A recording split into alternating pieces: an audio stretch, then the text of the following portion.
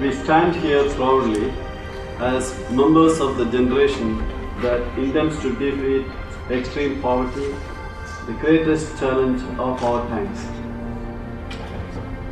We stand up now because we do not wish, years from now, to stand in front of the next generation and say, we knew that millions of people were dying unnecessarily every year, and we stood by doing nothing. We are asking not for charity but justice. We know that in our names, world leaders have already made promises to bring this to an end. They are called the Millennium Development Goals.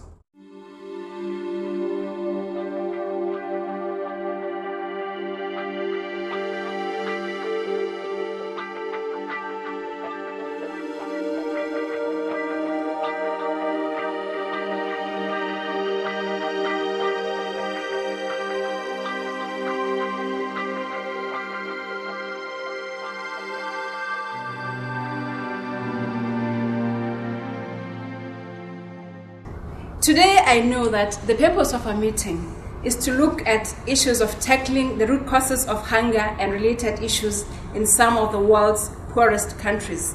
And World Food Day is the day when we, I suppose, acknowledge the inequality and the injustice of hunger in the world. The right to food is realised when every man, woman or child, alone or in community with others, has at all times the physical and economic access to adequate food or means for its procurement. People should be able to grow food, to earn food and to purchase food. The right to food is not the right to be fed, but it's the right to feed oneself in dignity. And we're talking about basic human rights. Rights to have enough food, clean water, basic health, access to basic education, shelter, gender equality and a cleaner environment. These for us should all be givens. The theme of today's event is perhaps the key challenge facing the world today. The number of poor in Africa has increased from 150 million to 300 million in just 2 decades. I remember one small girl, she was about 12, she was minding goats, and we were caring for somebody in the family that had AIDS. Her older sister was wondering where she was going in the evening, and so we found her and got one of the counsellors to talk to her. And she was meeting a much older man in the evening time who for sex would give her a kilo of rice and a kilo of sugar, but there was no food at home, and that was the only way she could get it. 121 million are actually what we might describe as ultra poor. So we're no longer talking about $1 a day, we're talking about 50 cents a day. One recent trend in the fight against hunger has been a renewed focus on agriculture and the role that it plays in tackling food insecurity.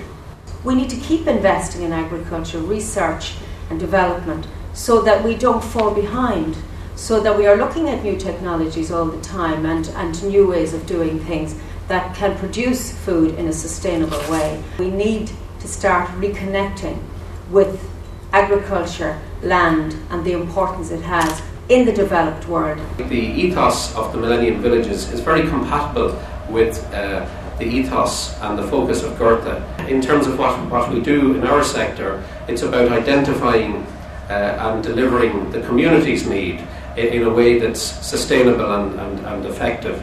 Our shared commitment must be to abolish hunger altogether, and we owe that to ourselves, and we owe it to future generations, and we owe it to the memory of our own people who perished in our own great famine not that long ago. You know what needs to be done?